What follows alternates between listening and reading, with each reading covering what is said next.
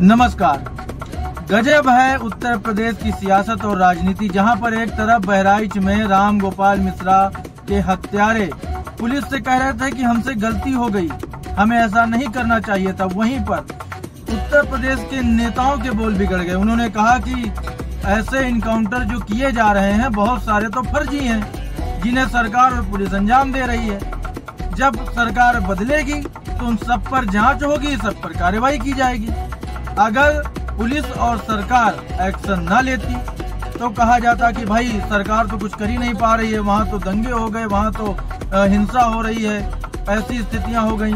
फिर अब जब सरकार ने उस पर एक्शन लिया और आरोपियों ने नेपाल भागने की कोशिश कर रहे थे वो, तो वहाँ पे एक्शन लिया गया, उनका इनकाउंटर हुआ, हॉस्पिटल पहुंचाया गया, जबकि डॉक्टर कह रहे हैं कि भाई उनकी स्थिति सामान्य है, पैर में गोली लगी है।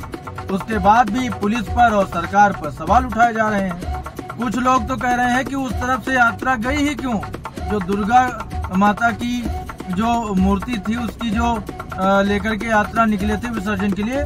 कुछ लोग कह रहे हैं, कुछ राजनीतिक लोग कह रहे हैं कि भाई उधर से यात्रा गई क्यों, इसमें भी सवाल है। वहाँ पर वैसी व्यवस्थाएं क्यों नहीं, उसमें तो ऐसे गाने बज रहे थे जिससे सामने वाले जो लोग थे उनका अपमान हो रहा था। अगर गाने बज रहे थे, मान लो उस राम गोपाल मिश्रा ने झंडा हटाया, किसी के घर पे चढ़ के गलत भी किया, तो क्या उसकी हत्या कर दी जाएगी? क्या कानून उसके लिए नहीं है, उसके लिए संविधान नहीं है, उसके लिए अदालतें नहीं है? कोई भी हत्या कर देगा किसी की।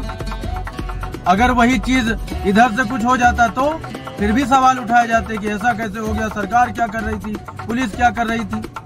जो पुलिस वाले थे वो तो वहाँ पर शोभा यात्रा जो लेकर के गए थे उन लोगों ने ही वहाँ पे बताया, उसके वीडियो हर जगह अवेलेबल है, आप देख सकते हो।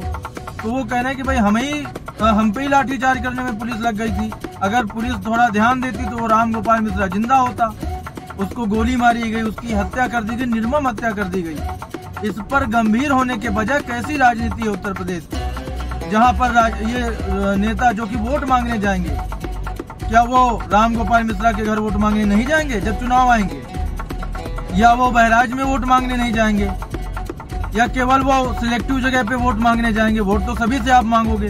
तो जो बयान आते हैं वो सिलेक्टिव क्यों होते हैं? केवल इसलिए क्योंकि आपको उनके वोट चाहिए, हिंदुओं के वोट नहीं चाहिए। राजनीति अपनी जगह। सीएम योगी हमेशा जाने गए हैं अपने क्विक एक्शन को लेकर के, चाहे बुलडोजर कार्रवाई हो और चाहे इनकाउंटर हो। और पहले भी ऐसी घटनाएं हुई, बोला जा रहा था कि सिलेक्टिव लोगों का इनकाउंटर होता है, तो सरकार ने उसमें भी जवाब दिया। ये क्या है? अच्छा, सवाल सबूत मांगने वाले तो ये भी मांग लेते हैं कि सेना पाकिस्तान में स्ट्राइक करके आई है कि नहीं, तो कोई आश्चर्य वाली बात नहीं है। लेकिन ये गिरी हुई राजनीति जो हो रही है उत्तर प्रदेश से, जो दिख रही है, वो हम अपने दर्शकों को बताना चाहते थे। हम बताना चाहते थे इम्पैक्ट भारत टीवी के सभी दर्शकों को कि ये जो सिलेक्टिव राजनीति उत्तर प्रदेश की है, आप डिसाइड कीजिए कि आप कैसी राजनीति वहाँ की चाहते हैं, आप कैसी सरकार वहाँ की चाहते हैं, आप किसे वोट देना चाहते हैं। अगर कोई अपराध करता है, ये कितना गंभीर अपराध है आप सभी को पता है कि एक युवक की हत्या कर दी गई। 22 वर्ष थी उसकी उम्र, 3 महीने पहले उसकी शादी हुई थी, और एक झंडा हटा करके भगवा झंडा फहरा देना जैसा बता रहे हैं लोग, अगर उसने कर दिया तो उसकी सीधा गोली मार करके हत्या कर दोगे आप?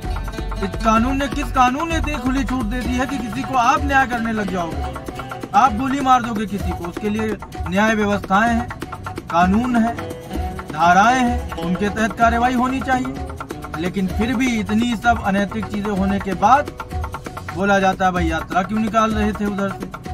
क्यों इस भारत की जमीन जो है वहाँ पे अगर उन लोगों को अपने जुलूस निकालने की आज़ादी है, तो क्या हिंदुओं को दुर्गा माता की यात्रा निकालने की आज़ादी क्यों नहीं है? और क्यों ये दंगे, ये विवाद, ये पथराव, ये गोलीबारी केवल दुर्गा पूजा, केवल गणेश चतुर्थी, केवल रामनवमी, इन सब पे क्यों होती है? बाकियों में तो बड़े शांतिपूर्ण तरीके से सब हो जाता है। तो प्रशासन ने जो किया, अगर उस समय थोड़ा और चौकन्ना होके करते तो हो सकता था उसकी जान बच जाती। जो राम गोपाल मिश्रा था उसकी जान नहीं बची। उसकी जो भी गलती थी उसके लिए कानून था, सब कुछ था, सारी चीजें थी, लेकिन कोई मसीहा बन के वहां से निकला, उसने गोली कांड किया और किसी की जान ले ली। ये निर्मम हत्या है। और वो आरोपी अब पकड़े गए हैं, नेपाल भागने की तैयारी में थे, पुलिस ने उनका इनकाउंटर किया, उनको घायल हुए और उन्हें पकड़ा गया है। और वो बोल रहे थे कि भाई हमें माफ कर दो, हमसे गलती हो गई। और अभी हमें जो जानकारी मिली है उनमें से एक आरोपी था, उसकी बहन ने भी बोला कि भाई ने हमारे फायरिंग की और दोबारा जब फायरिंग की तो वो गोली उसको लग गई। तो ये सब चीजें जो सामने आ रही हैं, उसके बाद भी ये राजनेता जो उत्तर प्रदेश के विपक्षी हैं वो क्या बयान दे रहे हैं कि जांच होगी इनकाउंटरों की। क्या जांच करोगे आप? उनके समय, आपके समय में भी तो इनकाउंटर हुए थे, वो फर्जी नहीं थे, ये इनकाउंटर फर्जी है कानून व्यवस्था बनाने के लिए। भाई पैर में गोली मारे तो दिक्कत, कहीं और मार दें, कोई जान चली जाए अगर अपराधी की तो आफत। तो सरकार और पुलिस करेगी क्या? न्याय दिलाने के लिए क्या करना चाहिए उसको? वैसे पुलिस ने सराहनीय काम किया है, उन्हें पकड़ा, अब उनको आगे अदालत सजा देगी। जो भी उचित धाराएं उनमें मुकदमा उन पर दर्ज हुआ है। ये जानकारी हमें आपको देनी थी और ये भी बताना था कि वो लोग जो सौहार्द बनाने की बात करते हैं वो ऐसे बयान भी देते हैं। उनके इस तरह के बयान भी आते हैं कि सिलेक्टिव राजनीति करके वोट बैंक बनाने की तैयारी हमेशा रहती है उनकी। तो एक ही अगर समुदाय का वोट चाहिए उनको तो अलग चीज है, लेकिन अगर आप उत्तर प्रदेश की जनता को एक भाव से देखते हो तो आपके बयानों में वो चीज दिखनी चाहिए, चाहे कोई भी नेता हो। मौजूदा सरकार अपने हिसाब से काम कर रही है, अब जनता का उसे समर्थन है, जनता को उनका काम पसंद आ रहा है, इसीलिए दोबारा सरकार रिपीट हुई है। ये भी एक फैक्ट है जिसे अभी तो बदला नहीं जा सकता है। तो ये एक बड़ी घटना थी जो हमें लगा आपको उसके आगे अपडेट देनी चाहिए। इसका मैंने पूरा पहले एपिसोड किया था, इसमें मैंने आपको पूरी जानकारी दी है। अब आज का जो बड़ा विषय मुझे लगा वो यहीं तक था। अब हमारी मुलाकात आपसे कल होगी, तब तक आप सभी देखते रहिए इम्पैक्ट भारत टीवी।